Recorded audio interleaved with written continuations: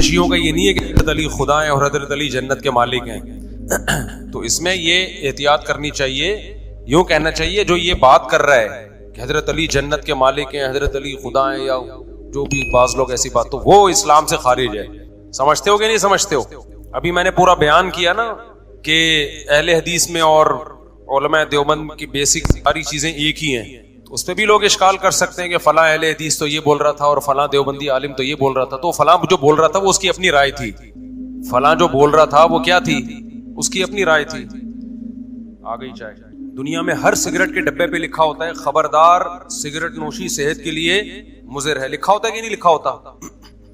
اور یہ اچھا لکھا ہوتا ہے تاکہ بھائی چلو اب ہم پورا روک نہیں سکتے تو کم از کم متنبہ تو کر دیں. تو میں جب بھی چائے پیتا ہوں نا میں بتاتا ہوں یہ پینے کی چیز ہے نہیں, یہ پینے کی چیز ہے نہیں, تاکہ جرم کیا ہو جائے, ہلکا ہو جائے. میرے عمل سے لوگ یہ نہ سمجھیں کہ یہ پینے کی چیز ہے.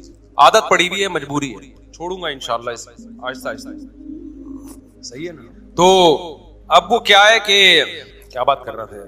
ہاں, تو میں یہ بات کر رہا تھا کہ اہل حدیث حضرات کے بھی کچھ پھینکوں, ان میں بھی ہیں کچھ پھینکوں, دیوبندیوں میں بھی ہیں, ہر طرح کے ہر مارکیٹ میں ہر چیز ملے گی آپ. لیکن یہ وہ خوب بات ایک سمجھ لو, دیکھو جو 72 فرقے 73 فرقے ہوں گے نا, حدیث میں آتا ہے 73 فرقے میں ایک جنت میں جائے گا, تو وہ ایک کون جائے گا؟ اصل تو یہ چیز ہے نا, اصل کیا ہے کہ ان 73 میں جنت میں کون جائے گا. تو حدیث میں اس فرقے کا نام نہیں بتایا گیا کہ وہ اہل حدیث ہوگا, دیوبندی ہوگا, بریلوی ہوگا, فلانا ہوگا, ڈمکانا ہوگا, شیعہ ہوگا, یہ نہیں بتایا. کیونکہ یہ نام بتاتے نا تو کنفیوژن ابھی جیسے میں نے بیان کیا کم ہونے کے بجائے بڑھ جاتی. ہر فرقہ اپنا وہ نام رکھ لیتا. تو نبی نے علامت بتا دی تاکہ کنفیوژن ہی ختم ہو جائے, ٹھیک ہے, تاکہ کیا ہو جائے, علامت بتا دی ما انا علیہ واصحابی, جو قرآن کی وہ تشریح کرے گا جس پر میرا عمل ہے اور صحابہ کا عمل ہے. تو اسی وجہ سے جو جنتی فرقہ ہے اس کا اسلاف نے جو نام دیا ہے وہ اہل سنت والجماعت نام دیا ہے اس کو. وہ کیا ہوگا؟ اہل سنت والجماعت. منہ سے بول لینا. جن کی شارٹ فارم ہے سنی. کیا مطلب؟ جو سنت کو بھی فالو کرتا ہو اور صحابہ کی جماعت کو بھی, یعنی صحابہ کے خلاف نہ جائے, وہ صحابہ کے اجماع کی مخالفت نہ کرے, وہ جس چیز پہ صحابہ جمع ہو گئے اس کے اگینسٹ نہ جائے. تو اب مسئلہ یہ ہے کہ یہ عقائد کہ اہل سنت والجماعت کے عقیدے کیا ہیں اور قرآن و حدیث سے مستنبط شدہ عقائد کیا ہیں. دیکھو 4 اصول ہیں, جو ان اصولوں کو فالو کرے گا وہ اہل سنت والجماعت میں ہوگا. نمبر 1, قرآن کو حجت مانتا ہو. نمبر 1 کیا ہے؟ اس کی مسئلے جو بھی مسائل قانون سازی ہوگی اس کی بیس کیا ہوگی؟ قرآن مجید. اگر کوئی قرآن کے اگینسٹ چلتا ہے, قرآن نے حضرت عائشہ کی پاک دامنی بیان کی کہ نہیں کی ہے نا. قرآن نے کیا کہا؟ نبی کی ازواج کو اہل بیت کہا کہ نہیں کہا؟ میں بول لو نا کیا ہو گیا. اس لیے ہم بھی نبی کی بیویوں کو اہل بیت مانتے ہیں, اہل حدیث بھی نبی کی بیویوں کو اہل بیت میں مانتے ہیں. ہم بھی امی عائشہ کو پاک دامن مانتے ہیں, اہل حدیث بھی امی عائشہ کو پاک دامن, کیونکہ سب کی بیس کیا ہے؟ قرآن. اہل سنت والجماعت میں شامل ہونے کی یہ شرط ہے. دوسرے نمبر پر حدیث کو حجت مانتا ہو. حدیث کو کیا مانتا ہو؟ بولو نا, حجت مانتا ہو. جو حدیث کا انکار کرے گا وہ بھی اہل سنت والجماعت سے خارج. یہ چاروں امام ہیں یا جو معتدل اہل حدیث ہیں, میں معتدل کی بات کر رہا ہوں, ہر فرقے میں معتدل ہی کی بات کر رہا ہوں, ورنہ متشدد تو ہر جگہ ہی ہیں, تو ان کی میں بات ہی نہیں کر رہا. وہ حدیث کو بھی حجت مانتے ہیں. بعض اہل حدیث ہم پہ یہ الزام لگاتے ہیں کہ تم حدیث کو حجت نہیں مانتے, اگر حجت مانتے ہو تو رفع الیدین نہ کرتے تم. تو یہ پرانا سڑا ہوا اشکال ہے, اب اس کو کوئی بھی ویلیو نہیں دیتا. حدیثوں میں کرنے کا بھی ہے اور نہ کرنے کا بھی ہے, سمجھتے ہو.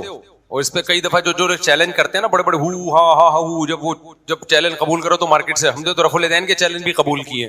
تو حدیث میں کرنے کا بھی ہے, نہ کرنے کا بھی ہے. اور میں بار بار ایک بات کہتا ہوں کہ جو کرنے کی حدیثیں زیادہ کیوں ہیں, وہ اس لیے زیادہ ہیں کہ جو چیز کی جاتی ہے اس کو بیان کیا جاتا ہے, جو نہیں کی جاتی اس کو ہائی لائٹ نہیں کیا جاتا.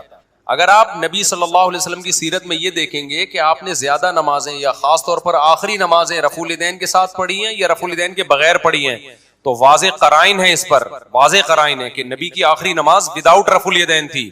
رکوع اور سجدے والا اور رکوع سے اٹھنے والا رفع الیدین اس میں نہیں تھا. اور جو بہت ساری حدیثیں جن میں رفع الیدین آتا ہے, اس کے میں نے ایک جواب تو یہ دیا کہ جب کیا تو اس کو بیان کر دیا, جب نہیں کیا تو اس کو بیان نہیں کیا. آپ کے گھر جب کوئی مہمان آتا ہے, جو کام کر رہا ہوتا ہے وہ بتائے جاتے ہیں, جو نہیں کر رہا ہوتا وہ تھوڑی بتائے جاتے ہیں. تو جب نبی نے رفع الیدین کیا ہی نہیں تو اس کو صحابی نے بیان ہی نہیں کیا. تو عبداللہ بن مسعود نے بیان کر دیا کہ میں تمہیں ایسے نماز پڑھ کے بتاتا ہوں جیسے نبی پڑھتے تھے. تو صرف تکبیر تحریمہ والا رفع الیدین کیا انہوں نے. ترمذی کی صحیح حدیث ہے.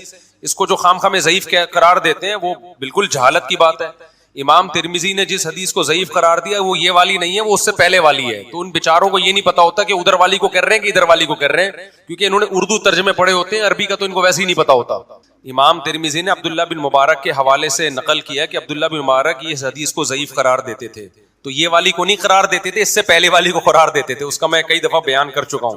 تبھی امام ترمذی نے رفع الیدین نہ کرنے والی حدیث جب بیان کی ہے تو اس کے بعد بتایا کہ وَبِهِ يَقُولُ غَيْرُ وَاحِدٍ مِّنْ أَهْلِ الْعِلْمِ مِنْ أَصْحَابِ النَّبِيِّ صلی اللہ علیہ وسلم.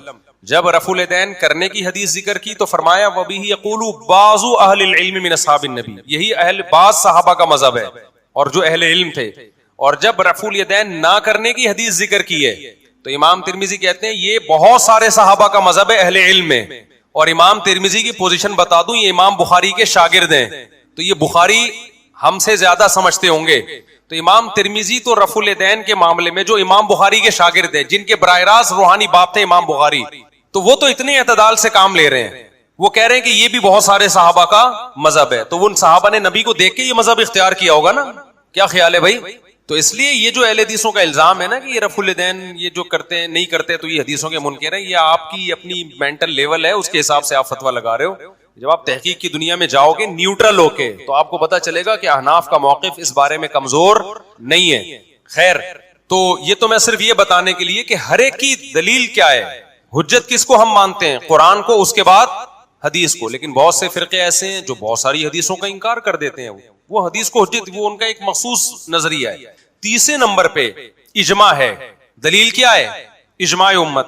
اہل سنت والجماعت کا یہ موقف ہے کہ امت گمراہی پہ جمع نہیں ہو سکتی. جس کا یہ موقف نہیں ہے وہ بھی ان 73 میں سے ان 72 میں داخل ہے جو جہنمی ہے. سمجھتے ہو, اجماع امت کے خلاف کوئی قول ہم نہیں لیں گے. چوتھی چیز قیاس ہے کہ بہت سارے ہزاروں مسائل ایسے ہیں جو قرآن و حدیث میں صراحتاً نہیں ہے, واضح نہیں ہے, تو ان میں مجتہدین نے کیا کیا ہے؟ قیاس کیا ہے. اس سے پتہ چلتا ہے کہ ہر مسئلے پر جو آپ سے حدیث مانگتا ہے نا وہ خود اہل سنت والجماعت سے خارج ہے. سمجھتے ہو کہ نہیں سمجھتے ہو؟ ہر مسئلے پہ جو کہ حدیث پیش, حالانکہ ہر مسئلہ حدیث میں تھوڑی ہے, حدیثیں تو ہزاروں ہیں اور مسائل کیا ہیں؟ لاکھوں ہیں. تو ہر مسئلہ حدیث میں صراحتاً کہاں سے ہوگا میرے بھائی؟ ابے دیکھو, رفع الیدین کرنے کا بھی ہے, نہ کرنے کا بھی ہے. لیکن رفع الیدین کی پوزیشن کیا ہے؟ واجب ہے. جو کرنے کو سنت کہتے ہیں وہ واجب ہے, سنت ہے, فرض ہے. یہ حدیث کیا ہے؟ اس سے خاموش ہے. سدہ صحف کی حدیثیں ہمیں ملتی ہیں کہ یہ غلطی ہوئی تو سدہ صحف کیا, لیکن باقی غلطیوں پہ کیا کرنا ہے نماز میں؟ ان میں تو اجتہاد کرنا پڑے گا نا میرے ماموں. اصل میں تھک گیا ہوں سمجھا کے, مجھے ہو گئے 30 سال ایک ہی بات سمجھاتے کھوپڑی شریف میں آ نہیں رہی ہے. لاکھوں مسائل ایسے ہیں جن کا قرآن و حدیث میں صراحتاً تذکرہ نہیں ملتا, اس میں قیاس کرنا پڑتا ہے. تو مجتہدین نے کیا کیا ہے اس میں؟ بولو, قیاس کیا ہے. پھر قیاس کی شرطیں ہیں, وہی نہیں اٹھ کے جو مرضی جو بھی قیاس کرنا شروع کر دے. تو 4 اصول ہیں اہل سنت والجماعت کے, قرآن, حدیث, اجماع اور قیاس. تو ان 4 اصولوں سے مسائل کا استنباط ہوتا ہے. تو امام طحاوی جو تقریباً 1200-1300 سال پہلے, حنفی ایک بہت بڑے محدث گزرے ہیں, انہوں نے اہل سنت والجماعت کے عقائد ایک کتاب میں جمع کیے ہیں جس کو کہا جاتا ہے العقیدۃ الطحاویہ. وہ عقائد پوری دنیا کے علماء جو اہل سنت والجماعت ہیں وہ مانتے ہیں, شیعہ حضرات نہیں مانتے اس کو. تو وہ عقائد جو بھی فالو کرے گا وہ کیا کہلاتا ہے؟ اہل سنت والجماعت. اور کمال کی بات یہ ہے کہ وہ حنفیوں کے مدارس میں نہیں اتنا پڑھایا جاتا ہے جتنا اہل حدیثوں کے مدارس میں پڑھائی جاتی ہے. سمجھتے ہو کہ نہیں سمجھتے؟ انہوں نے اس کو زیادہ پروٹوکول دیا ہے. سعودی عرب کی یونیورسٹی میں پڑھائی جاتی ہے, اس کی بڑی شروحات ہیں. یہ میں آپ کے لیے نا دین کو آسان کر کے پیش کر رہا ہوں, ہلکا کر کے.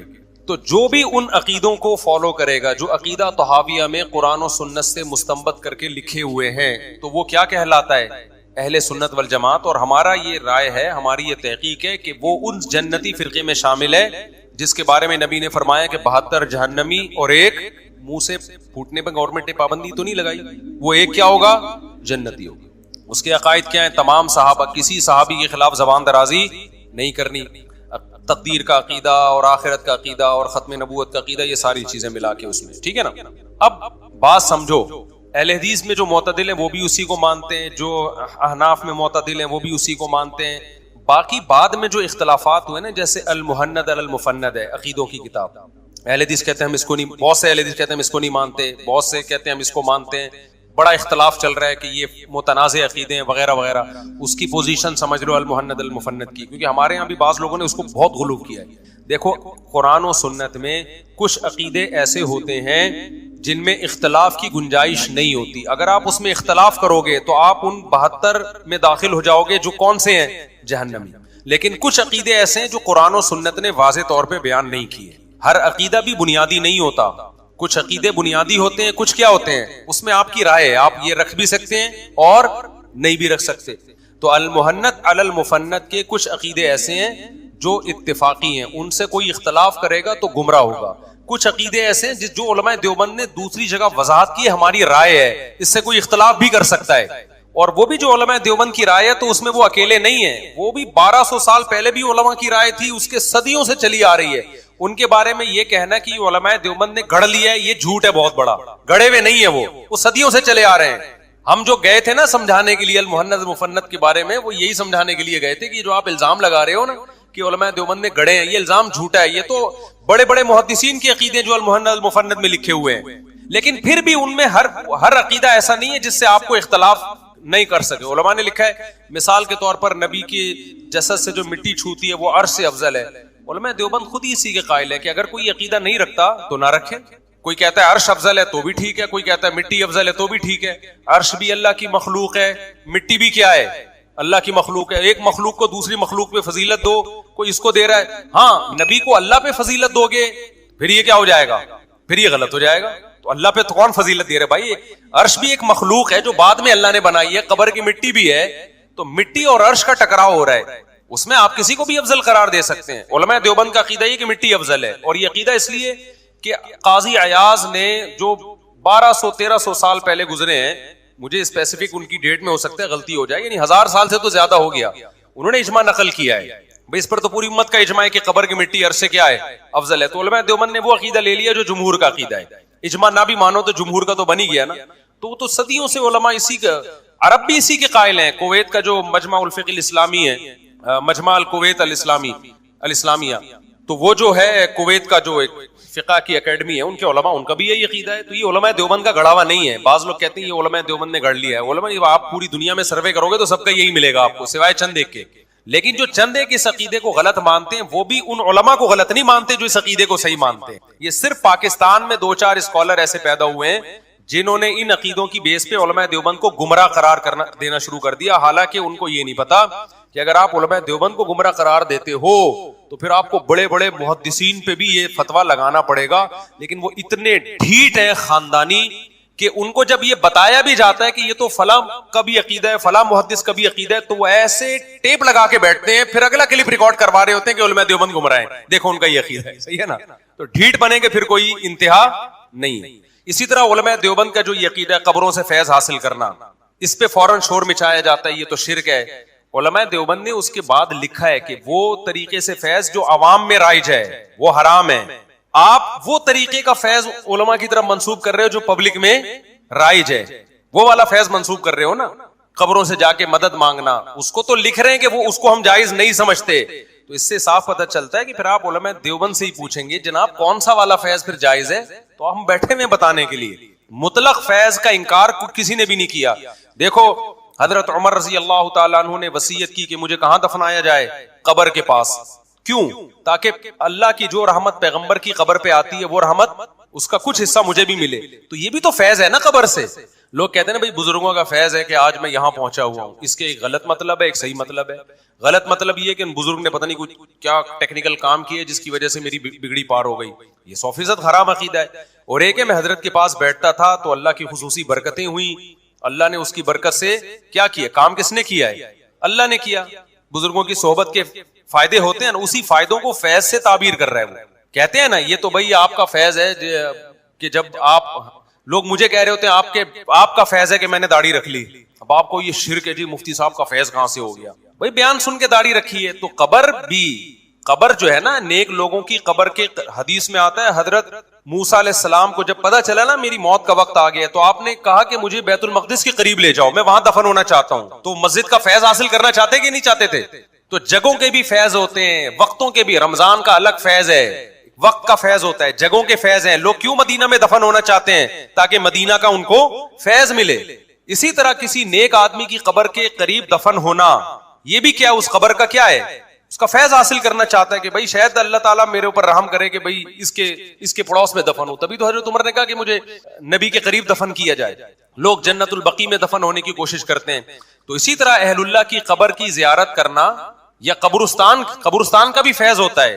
جب آپ قبرستان جاتے ہو, نبی نے فرمایا زوروہا فإنہا تذکر الآخرہ, جب قبرستان جاؤ گے تو یہ قبر تمہیں آخرت کی یاد دلائے گی. یہ قبرستان کا فیض ہے یا نہیں ہے؟ تو علماء دیوبند نے لکھا ہوا ہے کہ ہم وہ والے فیض کے قائل نہیں ہیں جس کی عوام قائل ہے. پھر بھی یقین نہ آئے تو پریکٹیکلی دیکھ لو. میں تو المحند المفند کے عقیدوں کو صحیح سمجھتا ہوں. کیا مجھے کبھی دیکھا قبر پہ جا کے مانگتے ہوئے؟ یا مفتی تقی صاحب کو کبھی دیکھا, مفتی رفیع صاحب کو کبھی دیکھا, مفتی رشید احمد صاحب کو دیکھا, مفتی نظام الدین صاحب کو دیکھا, بنوری ٹاؤن کے کسی مفتی کو دیکھا آپ نے, دارالعلوم کرنگی کے کسی مدرس کو دیکھا, جامعۃ الرشید کے کسی مدرس کو دیکھا, جامعہ اشرفیہ کے کسی عالم کو دیکھا آپ نے؟ جو ہمارے بڑے بڑے علماء دیوبند کے مدارس ہیں, جامعہ امدادیہ فیصل آباد میں, وہاں کسی کو دیکھا اپنے قبر پہ جا کے کوئی شرک کر رہا ہو وہاں جا کے؟ جب کوئی بھی نہیں کر رہا تو چند مستنڈوں کا نام لے کے جو کر رہے ہیں آپ پورے علماء دیوبند پہ تھوپ دو, یہ آپ کے جاہل ہونے کی دلیل ہے. نہیں یہ بات سمجھ میں. تو یہ جو علماء دیوبند نے لکھا ہے نا, قبروں سے فیض کو جائز سمجھتے ہیں, آگے اس میں انہوں نے بیچاروں نے وضاحت کی ہے کہ وہ والا فیض نہیں جو جس کے یہ جو عوام جا رہی ہے قبروں پہ اور قوالیاں کر رہی ہے اور وہاں قبروں سے مانگ رہی ہے. اور اگر پھر بھی کسی عالم دیوبند نے یہ کام کیا ہے, آپ کتاب سے دکھا دیں کہ وہ گیا قبر پہ مانگا اس نے, تو ہم اس کو حرام سمجھتے ہیں, اس کو ناجائز سمجھتے ہیں, ہم اس کی کوئی تعویل نہیں کرتے. انہوں نے غلط کیا 100%. اگر انہوں نے یہ سمجھ کے مردے سے مانگا کہ مردے کو اللہ نے اختیار دیا تو کافر ہو گئے وہ. اور اگر کچھ اور سمجھ کے مانگا تو ان سے پوچھا جائے گا کہ آپ کی نیت کیا تھی. اگر وہ ایکسپلین کر دیتے کہ میری نیت تھی کہ اللہ سے مانگ رہا ہوں میں, تو گمراہ بہرحال گمراہی کام آپ نے یعنی وہ کام کر لیا جس سے شرک کو پروموٹ کر رہے ہیں آپ. ہم اس کی کوئی تعویل نہیں کرتے. تبھی علماء دیوبند آج بھی آپ کے سامنے ہیں. علماء دیوبند نے قبر پرستی کو بند کیا ہے. ہندوستان اور پاکستان میں جہاں قبر پرستی نہیں ہے وہ علماء دیوبند کا آپ کو وہاں پہ اثر نظر آئے گا. جہاں علماء دیوبند کی گرفت ڈھیلی ہے وہاں آپ کو ٹھیک ٹھاک مزار نظر آئیں گے. تو جو بیچارے قبر پرستی کے خلاف تھے, جن کی اپنی قبریں ایک بالش سے اونچی نہیں ہوتی, آؤ ہندوستان میں آپ مولانا شریف تھانوی کی قبر دیکھو جا کے, اور جتنے ہمارے بزرگ ہیں کسی کی قبر ایک بالش سے اونچی نظر نہیں آئے گی. کسی کی قبر پہ دھمال نہیں ہو رہا, قوالیاں نہیں ہو رہی, لوگ مستنڈے بنے ہوئے بیٹھے نہیں ہیں وہاں پہ. سب کی قبریں سنت کے مطابق ہیں اور شریعت کے مطابق ہیں. لیکن آپ علماء دیوبند کے علاوہ کی قبروں پہ جا کے دیکھو تو آپ کو پتا چلے گا. تو المحند اور المفند کا کوئی عقیدہ شرکیہ نہیں ہے. کچھ عقیدے تو ایسے ہیں جن کو ایکسپلین ہی غلط طریقے سے کیا جا رہا ہے, وہ اس طرح ہے نہیں جس طرح لکھے ہوئے اس میں. دوسری بات, اس میں جو المحند المفند میں یہ بھی لکھا ہوا ہے کہ ہم نبی صلی اللہ علیہ وسلم کی جو قبر والی حیات ہے اس کو دنیاوی حیات سمجھتے ہیں. برزخی ہے لیکن کیا ہے, دنیاوی ہے. تو آپ یہ مبہم عبارت ہے. آپ علماء دیوبند سے اس کا مطلب پوچھیں, حضرت یہ مبہم دنیاوی بھی ہے اور برزخی بھی مان رہے ہو, تو برزخی ہے تو دنیاوی نہیں ہوتی, دنیاوی ہے تو برزخی نہیں ہوتی. اب جو شر پسند لوگ ہیں انہوں نے کیا کیا, انہوں نے کہا دیکھو یہ دنیاوی حیات کے ساتھ قبر میں زندگی کے قائل ہے, تو یہ تو گمراہانہ عقیدہ ہے. جب آپ علماء دیوبند سے پوچھتے ہیں تو جتنے بھی بڑے بڑے علماء دیوبند ہیں, مفتی محمد شفیع صاحب رحمۃ اللہ علیہ اور جتنے ہمارے اکابر گزرے ہیں, وہ سب اس کو ایکسپلین کرتے ہیں کہ اصل میں برزخی ہے, دنیاوی سے تشبیہ دی گئی ہے, دنیاوی کی طرح ہے. جب طرح مان لیا, جب آپ کہتے ہو زید شیر کی طرح ہے, اس کا مطلب وہ شیر نہیں ہے. تشبیہ جبھی دی جاتی ہے جب آپ یہ مان لیتے ہو کہ وہ ہے نہیں. تو علماء دیوبند اس کے قائل ہیں نبی صلی اللہ علیہ وسلم برزخی حیات کے ساتھ زندہ ہیں, دنیاوی کی سے تشبیہ دی گئی ہے. اب تشبیہ جب بھی کسی کو کسی چیز سے دی جاتی ہے تو پوچھا جاتا ہے کہ آپ کس چیز میں تشبیہ دے رہے ہیں. جب تک اس کی ایکسپلینیشن سامنے نہ آئے آپ اس پہ فتویٰ نہیں لگاتے. مثال کے طور پر میں نے کہا زید شیر کی طرح ہے, آپ نے فوراً ایک یوٹیوب پہ کلپ بنایا, ابے انہوں نے کہہ دیا زید کی دم ہے. میں کہہ رہا ہوں میں نے تو نہیں کہا زید کی دم ہے, آپ کہہ رہے, آپ نے فوراً فتنہ کر دیا کہ آپ نے خود نہیں کہا زید شیر کی طرح ہے اور شیر کی دم ہوتی ہے, اس کا مطلب آپ زید کی بھی دم کے قائل ہو. پھر آپ نے کہا ابے اس نے زید کی گستاخی کی ہے, اس نے زید کو کہا یہ درندہ ہے. یہ کیا ہے, درندہ ہے. یوٹیوب پہ آپ نے کلپ بنا کے نا, اور آپ کے بے وقوف اور جاہل قسم کے فالوورز تھے, وہ بھی زندہ باد اور وہ بھی آ گئے نا سارے, چونکہ ایک ہی جیسے لوگ, جب آپ گندگی کہیں ہوتی ہے تو سارا گند وہاں پر اکٹھا ہو جاتا ہے. تو میں کہہ رہا ہوں بھائی زید شیر کی طرح ہے, میرا عقیدہ ہے یہ زید شیر کی طرح. ابے زید کو بھیڑیا کی طرح درندہ مان لیا اس کو, جیسے شیر چیر پھاڑ کرتا ہے زید بھی درندہ ہے. کوئی عقل مند اٹھا, اس نے کہا یار مفتی صاحب سے پوچھو کہ مفتی صاحب کا مطلب کیا ہے زید شیر کی طرح ہے. تو میں کہوں گا بھائی بہادری میں کس سے تشبیہ دی جا رہی ہے؟ شیر سے. آپ کہیں گے آپ نے تو کمال کر دیا, آپ نے تو زید کی عظمت کو اور زیادہ بڑھا دیا. تو تشبیہ وجہ شبہ دیکھی جاتی ہے کہ کس چیز میں تشبیہ دی جا رہی ہے. تو علماء دیوبند نے جو نبی صلی اللہ علیہ وسلم کی برزخی حیات کو دنیاوی حیات سے تشبیہ دی ہے, تو وہ تشبیہ ہے اس معنی میں کہ وہ بہت طاقتور ہے. اس طاقت اور پاور کو ایکسپلین کرنے کے لیے کس سے تشبیہ دی جا رہی ہے؟ کیونکہ قرآن نے کہا ہے کہ شہداء زندہ ہوتے ہیں. دیکھو ہر شخص کو قبر میں ایک خاص نوعیت کی زندگی ملتی ہے, یہ ہمیں قرآن و سنت سے پتہ چلتا ہے. حتیٰ کہ کافر کو بھی خاص نوعیت کی زندگی ملتی ہے جس کی وجہ سے اس کو قبر کا عذاب اور ثواب محسوس ہوتا ہے. لیکن قرآن کہتا ہے شہداء زندہ ہیں. کافر کے لیے قرآن نے یہ لفظ استعمال بولو نا نہیں کیا. اس سے پتہ چلتا ہے کہ بھئی شہداء کو کچھ زیادہ پاورفل حیات ملتی ہے. کیا خیال ہے؟ نیک لوگوں کو یا عام مسلمانوں کو کافروں سے زیادہ پاورفل حیات, اور شہداء کو عام مسلمانوں سے زیادہ پاورفل حیات, اور پیغمبر کا درجہ شہداء سے کم ہے یا زیادہ ہے؟ تو اس سے پتہ چلتا ہے پیغمبروں کو اور بھی زیادہ پاورفل حیات ملتی ہے. تو اس کی طاقت اور قوت کو بیان کرنے کے لیے کہا کہ وہ کیا ہے؟ دنیاوی کی طرح ہے. تبھی ترجمے میں طرح لکھا ہوا ہے. یہ ہرگز مطلب نہیں ہے کہ عین دنیاوی ہے, کیونکہ علماء دیوبند کا عقیدہ ہے نبی صلی اللہ علیہ وسلم کی پر موت واقع ہوئی ہے, آپ کا جو ہے وہ آپ کی جو ازواج تھی انہوں نے عدت گزاری ہے, اس عدت کے دوران انہوں نے زینت اختیار نہیں کی ہے. آپ کی ازواج پر آپ کے بعد نکاح کو حرام قرار دیا گیا اس لیے کہ آپ کی موت کو مانا گیا نا. انکا میتون وانہم میتون, اے نبی آپ نے بھی مرنا ہے, انہوں نے بھی مرنا ہے. اتنی ساری نصوص کا تو میں سمجھتا ہوں ٹماٹر والا انکار نہیں کر سکتا, علماء دیوبند کہاں سے انکار کریں گے؟ اور اگر اتنے بڑے بے وقوف ہیں نا علماء دیوبند کہ اتنی قرآن و سنت کی واضح نصوص جس میں آ رہا ہے نبی آپ نے بھی مرنا ہے, انہوں نے بھی مرنا ہے, نبی کی بیویاں عدت بھی گزار رہی ہیں, اور اتنی واضح نصوص کہ حضرت عمر حضرت ابوبکر خطبہ دے رہے ہیں بخاری میں کہ من کان منکم یعبد محمدا فإن محمدا قد مات, کہ لوگوں تم میں جو سمجھتا ہے کہ جو اللہ کے نبی کی عبادت کرتا تھا تو نبی پر موت واقع ہو گئی ہے. اگر ان تمام نصوص کا علماء دیوبند انکار کر رہے ہیں تو پھر یہ منافقت ہے ان کو مسلمان کہنا. یہ کیا ہے؟ یہ منافقت. پھر آپ بولو یہ کافر ہیں, کیونکہ میں سمجھتا ہوں جو نبی صلی اللہ علیہ وسلم کی موت کا انکار کرے گا وہ اسلام سے خارج ہے, کیونکہ وہ قرآن کا بھی انکار کر رہا ہے, بخاری مسلم کی واضح حدیثوں کا بھی انکار کر رہا ہے. پھر آپ یہ ڈرامے بازی نہ کرو کہ ہم کسی کو کافر نہیں کہتے. کیوں نہیں کہتے بھائی؟ قادیانیوں کو آپ ختم نبوت کی وجہ سے کافر کہتے ہو, انہوں نے ایک آیت کا انکار کیا نا خاتم النبیین کا, تو علماء دیوبند تو پھر اتنی ساری آیتوں کے منکر ہیں. اسی طرح جو لوگ یہ کہتے ہیں, یہ بہت ہمارے خلاف کلپ بنے کہ مولوی تھانوی نے اپنے نام کا کلمہ پڑھایا ہے. میں کہتا ہوں اگر پڑھایا ہے تو پھر 2 نمبر ہی چھوڑ دو بھائی, آپ پھر وہ کافر ہیں. اگر مولانا اشرف علی تھانوی نے اپنے نام کا کلمہ پڑھایا ہے تو پھر وہ کیا ہیں بھائی؟ مرزا غلام احمد نے اپنے نام کا کلمہ پڑھایا تو وہ بھی, اس کے فالوورز بھی کیا ہو گئے؟ کافر ہو گئے نا.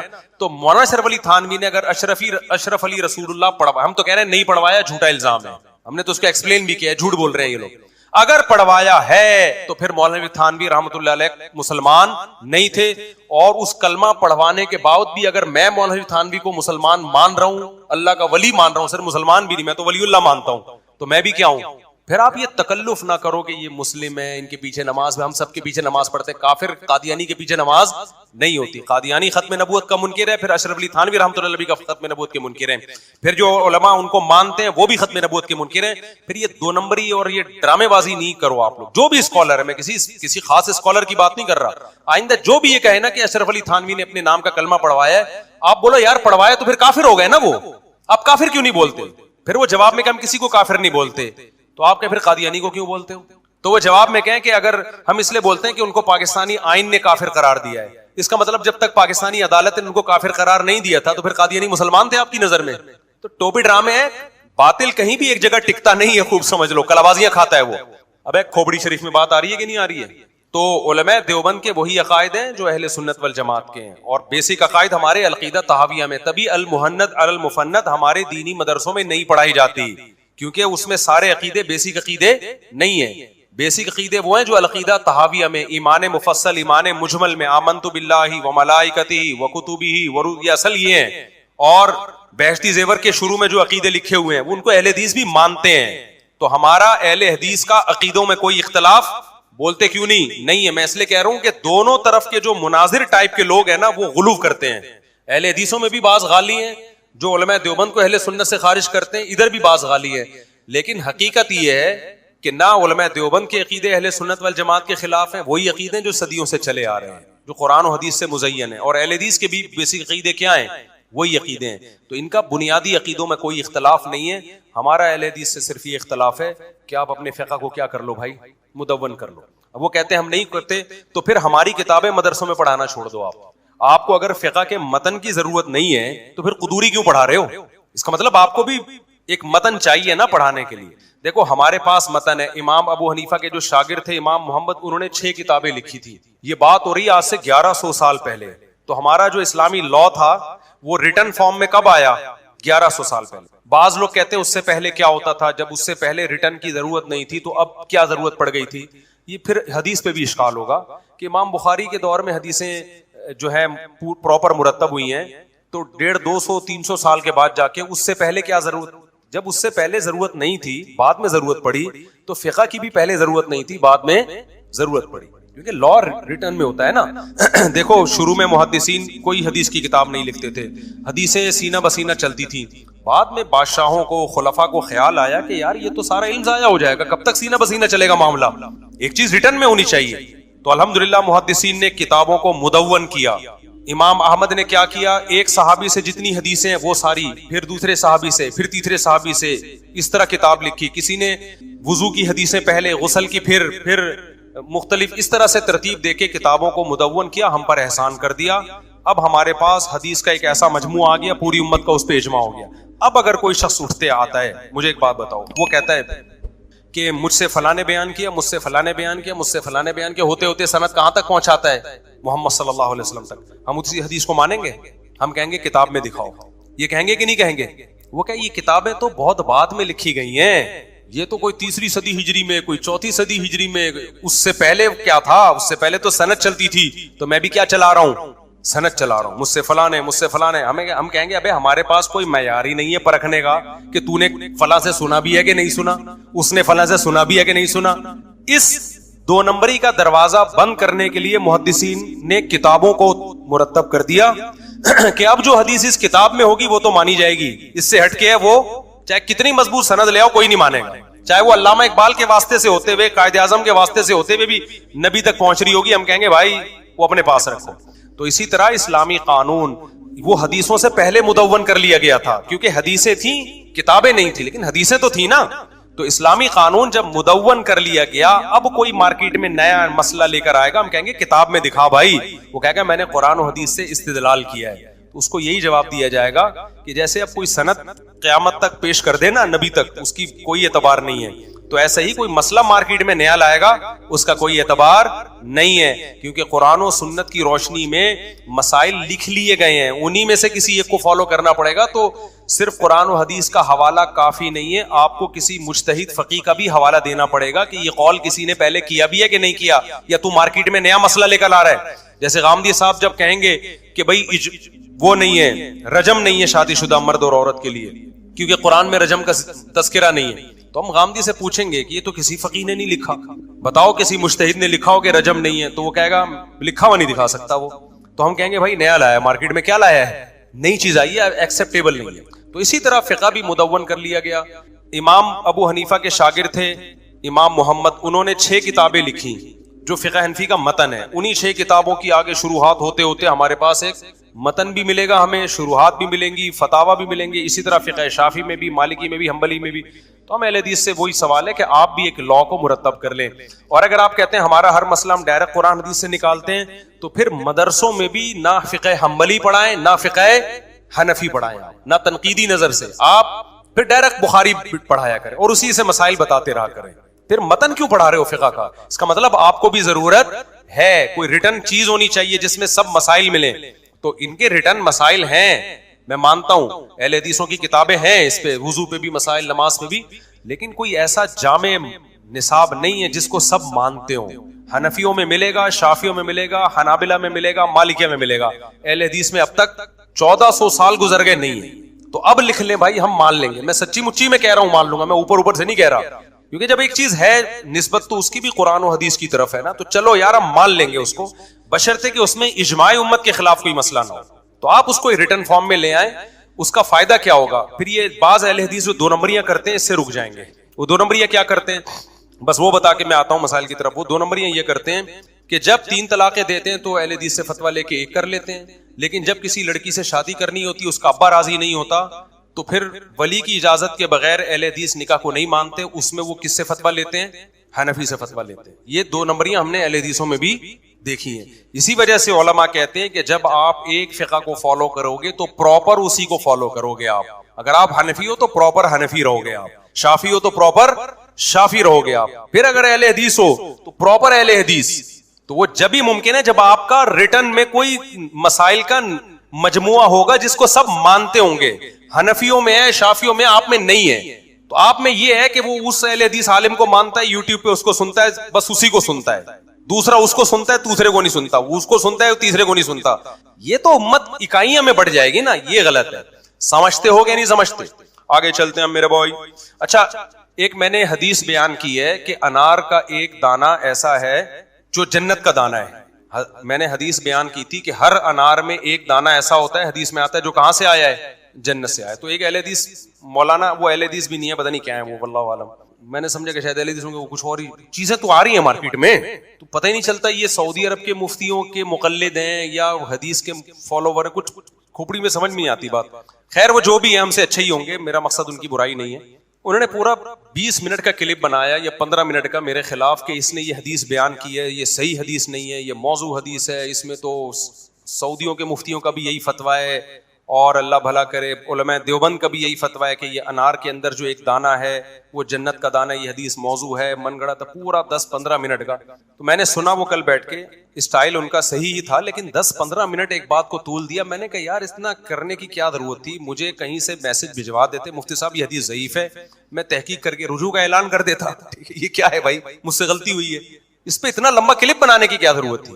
تو واقعی میں نے جب تحقیق کی تو وہ حدیث صحیح نہیں ہے, تو میں رجوع کر رہا ہوں بھائی وہ حدیث کیا ہے. میں نے دور حدیث میں وہ حدیث پڑھی تھی, اس وقت مجھے تحقیق کا موقع نہیں ملا تھا. اب چونکہ وہ کوئی شرعی مسائل سے تعلق بھی نہیں ہے نا, اس کا شرعی مسئلہ جب بیان کیا جاتا ہے اس میں تو بہت تحقیق کر کے حدیثیں دیکھی جاتی ہیں. انار سے متعلق ایک فضیلت کی حدیث مجھے یاد تھی, اور میں اس کا اہتمام کرتا ہوں کوئی ضعیف حدیث فضائل میں بھی میں لوگوں کو نہ سناؤں. آپ نے میرے بیانات میں بہت کم ہے کہ کوئی ایسی حدیث میں نے سنائی ہو جو ضعیف ہے. اور اگر پھر بھی انسان غلطی سے سنا دے تو اس کا طریقہ یہ ہے کہ آپ کسی ذریعے سے مجھے پیغام بھجوا دیں کہ بھئی یہ حدیث کیا ہے, ضعیف ہے, یا آپ 2 منٹ کا کلپ ریکارڈ کروا دیں, میں مفتی صاحب نے حدیث بیان کی لیکن یہ ٹھیک نہیں ہے. جیسے کہ عرب علماء بھی ایسے ہی کرتے ہیں, اور ایسا ہوتا ہے, ہم تو اختلافی مسائل جب پڑھتے ہیں تو بہت دفعہ ایسا ہوتا ہے کہ فلاں جو حدیث بیان کر رہا ہے وہ ضعیف ہے. تو انہوں نے بیچاروں نے 10-15 منٹ اتنی لمبی بات کر لی. میں نے تو دیکھا نا, میرا عنوان تھا, میرا نام تھا, میں نے کہا دیکھوں کیا, تو مجھے اتنا غصہ ہے بھائی, ٹو دا پوائنٹ بات تو کرے نا, آگے ہے کیا, وہ کہ میں نے غلطی کیا کی, وہ آخر میں جا کے بتایا کہ جی یہ حدیث ضعیف ہے. تو اس لیے آئندہ کوئی بھی اہل حدیث ہو یا کوئی بھی دیوبندی ہو یا کوئی بھی بریلوی ہو یا کوئی بھی ہو, اگر میرے بیان میں کوئی غلطی آپ کو نظر آتی ہے تو اتنے لمبے چوڑے کلپ کے بجائے آپ 30 سیکنڈ کا کلپ بنا دیں, اس میں آپ بول دیں بھائی مفتی صاحب نے حدیث بیان کی, یہ ٹھیک نہیں ہے, تو میں اعلان کر دوں گا شکریہ کے ساتھ کہ بھائی واقعی یہ حدیث صحیح نہیں ہے, مجھ سے بیان کرنے میں کیا ہو گیا, مسٹیک ہوگا. ہم نے کب دعویٰ کیا کہ ہم ایسے دودھ کے دلہے میں کہ ہم سے مسٹیک ہی نہیں ہو سکتی. تو ان کا بھی میں شکریہ کے ساتھ, جنہوں نے یہ کلپ ریکارڈ کروایا, ان کا شکریہ کہ انہوں نے میری غلطی پہ مجھے تنبیہ کی. تو واقعی یہ حدیث صحیح نہیں ہے, تو آئندہ میں نہیں بیان کروں گا, بات ختم ہو گئی, ٹھیک ہے نا. تو بات کو طول نہیں دینا چاہیے, میرا بیان کرنے کا مقصد یہ, ذرا سی بات کو آپ رائی کا پہاڑ بنا دے, او اتنا لمبا چوڑا. پھر انہوں نے کہا کہ سارے علماء دیوبند ایسے ہی کر رہے ہوتے ہیں. بھائی سارے ایسے نہیں کر رہے ہوتے, جو کر رہے ہوتے ہیں ان کا بتا دو بھائی یہ صحیح حدیث نہیں ہے, یہ ضعیف حدیث ہے, وغیرہ وغیرہ. تو اس لیے بات کو شارٹ کر کے کیا کریں, مختصر, تاکہ سننے میں بھی مزہ آئے. مجھے لوگ بھیج رہے ہوتے ہیں اتنے لمبے لمبے کلپ ہوتے ہیں, میں کہتا ہوں بھائی وہ ایک مزاحیہ آتا ہے, مزاحیہ پرینکر آتا ہے, میں نہیں دیکھتا پرینک وغیرہ, ٹائم ہی نہیں ہے, کبھی کبھار گزر جاتا ہے, تو پاس بڑے مزے کے ہوتے ہیں. تو میں گھر گیا تو گھر والوں نے مجھے بتایا کہ یہ بڑے یوٹیوب پہ نا بڑا زبردست اس کا ایک پرینک ہے. وہ پرینک میں اس نے یہ دکھایا کہ اعلان ہو گیا مسجد میں فلاں کا انتقال ہو گیا ہے نا, حالانکہ ہوا نہیں تھا, وہ پرینک کیا اس نے. اب لوگ آ رہے ہیں, لوگ پوچھ رہے ہیں جی وہ مرحوم کیسے مرے. اب میں آج کے کلپ کے حساب سے بتا رہا ہوں کہ جو کلپ بازیاں کرتے ہیں نا, ٹو دا پوائنٹ بات کم ہوتی ہے, اس میں طول بہت دے دیتے ہیں. تو اس نے بتایا کہ جی وہ ایسے ہوا تھا کہ وہ مرحوم جو ایسے مرے کہ وہ ہوا یہ تھا کہ صبح صبح نکلے, بائک پہ بیٹھے, اب وہ کان لگا کے سن رہے ہیں نا, وہ بائک پہ بیٹھے تھے تو سامنے سے ایک بہت بڑا ٹرک آیا. اب مجھے پورے الفاظ یاد نہیں ہے, میں تو اپنے الفاظ میں, تو یہ کہ اسے ٹرک سے ٹکر ہوگی, کہہ رہے نہیں, ہوا یہ کہ وہ ٹرک اتنی اسپیڈ کے ساتھ آیا اور زوں کرتا ہوا گزر گیا. تو کیا مطلب نہیں مرے وہ؟ نہیں ابھی نہیں مرے, آگے بتا رہا ہوں. اچھا پھر کیا ہوا؟ جو مرے کیسے؟ کہہ رہے پھر وہ گزر گیا, وہ اس سے کچھ نہیں ہوا ان کو نا. اب کیا ہوا جی؟ پھر یہ گئے, تو یہ گھر گئے, کسی نے لسی بنا کے ان کو دی, تو لسی میں میٹھا زیادہ تھا یا کیا تھا, وہ پی کے یہ سو گئے. اب اس کا خیال تھا شاید شوگر لیول بڑھ گیا, وہ مر گئے. کہہ رہے اب لمبا سوئے ہیں, تو بارات میں نا کسی کی بارات تھی, تو اس میں فائرنگ ہو رہی تھی, تو ان کی آنکھ کھل گئی. وہ کہہ رہا ہے مرے کب؟ کہہ رہا بھی صبر کرو صبر کرو. کہہ رہا پھر ہوا یہ کہ بارات میں آپ کو پتا ہے جب فائرنگ ہوتی ہے تو گورنمنٹ نے منع کیا ہے کہ فائرنگ مت کرو, کیونکہ گولی صرف اوپر نہیں جاتی, اس نے نیچے بھی آنا ہوتا ہے. تو اب وہ سمجھا کہ شاید گولی اوپر جا کے اس کی کھوپڑی میں آگے لگی ہوگی مرحوم کے. تو کہہ رہے ہوا یہ کہ وہ جب بارات میں وہ نیند آئی ہوئی تھی, لسی پی کے اٹھے, شادی میں تیار ہو کے گئے, فائرنگ ہوئی, گولیاں اوپر بھی جاتی ہیں نیچے بھی آتی ہیں. وہ کہہ رہے ہاں ایسا تو ہوتا ہے, تو گولیاں اوپر بھی آئیں نیچے بھی آئیں. وہ یہ غلط ہے, نہیں ہونا چاہیے ایسے, فائرنگ نہیں ہونی چاہیے, اس سے لوگوں کے مرنے کا خطرہ ہوتا ہے. تو کہہ رہے وہ مر گئے. کہہ رہے نہیں وہ مرے نہیں, کھانا کھا کے واپس آ گئے. سمجھ رہے ہو؟ اگلے کو اتنا زج کرو نا کہ وہ اٹھا کے اس کو مار دے سامنے والے کو. اچھا پھر دکھایا کہ اگلا بندہ آیا نا, اگلا بندہ آیا مرحوم کے یہاں تعزیت کے لیے جب آیا نا, تو اس اگلے بندے نے ان سے لواحقین سے پوچھا بھائی کیسے مرے؟ تو اس نے کہا وہ صبح نکلے تھے موٹر سائیکل پہ. دوسرے نے کہا میں بتا دیتا ہوں, صبح نکلے, ٹرک آیا گزر گیا, نہیں مرے. اس کے بعد لسی پی, اٹھے, نہیں مرے. بارات میں گئے, نہیں مرے. یہاں تک تو پتا ہے, آگے بتا کیا ہوا, یہاں تک میں نے اس کو بتا دیا. تو بعض اسکالر کیا کرتے ہیں کہ ٹو دا پوائنٹ جو بات ہے, بھائی ہم نے کوئی حدیث ضعیف سنائی ہے, آپ بتا دو یہ حدیث کیا ہے, ضعیف ہے, اللہ کی قسم میں مان لوں گا, میں فوراً اعلان کر دوں گا, مجھے کوئی رجوع میں, مجھے تو شکریہ یار, آپ نے مجھے زیادہ گمراہی سے بچا لیا, بڑی گمراہی سے آپ نے مجھے بچا لیا نا, کہ یار میرا تو مذاق اڑتا نا, آپ نے تو میری بے عزتی سے مجھے بچا لیا, میرا تو شکریہ بنتا ہے. آگے وہ بیان اتنے لوگوں تک جاتا, لوگ کہتے ہیں یار مولوی صاحب اتنی بڑے پھینکو, اتنی من گڑت حدیث سنا رہے ہیں اور اتنی ڈھٹائی کے ساتھ سنا رہے ہیں. میں نے ایک غلط بیان کر دیا تھا کہ نبی صلی اللہ علیہ وسلم نے کلیجی نہیں کھائی, وہ بالکل غلط تھا, حالانکہ نبی سے کلیجی کھانا ثابت ہے. میں نے ہر جگہ سے بیان ہٹوایا, مجھے کسی نے بتایا بھائی آپ نے کیا کہہ دیا, کلیجی کھانا تو ثابت ہے, میں نے ہر جگہ سے بیان ہٹوایا, پھر بھی وہ ملینز میں چلا گیا. اب اس میں کس کی بے عزتی ہو رہی ہے؟ ابھی اتوار کے بیان میں فلا صدق ولا صلی, اب بیان میں انسان ترجمے کو کم فوکس کرتا ہے نا عوام پہ, تو صدقے میں میرا دماغ صدقے کی طرف چلا گیا. میں نے کہا کافر نے نہ صدقہ دیا نہ نماز پڑھی. بعد میں جب میرا بیان یوٹیوب پہ گیا ہے تو میں نے کہا فلا صدقہ کا معنی تو تصدیق کرنا ہوتا ہے, صدقہ تو ہوتا ہی نہیں ہے. کتنی بڑا بلنڈر ہوا مجھ سے, صدقہ یصدق تصدیقاً ہے نا, یہ تو وہ گرامر ہے جو ہم بچوں کو 2-3-6 سال ہم نے پڑھائی ہے. تو میں نے کہا کتنا برا امیج جائے گا یار, فلا صدقہ کا ترجمہ میں کر رہا ہوں, صدقہ نہیں کیا. تو میں نے فوراً وہ احمد بھائی کو فون کیا, بھائی یہ ہٹا یار, یہ تو میری ٹھیک ٹھاک بے عزتی ہو رہی ہے کہ صدقہ کا میں نے ترجمہ غلط کر دیا, تو ہٹاؤ بھائی. اب ایسے موقع پہ اگر کوئی فوراً مجھے فون کر کے کہتے کہ مفتی صاحب صدقہ کا ترجمہ میں آپ سے کیا ہو گئی ہے,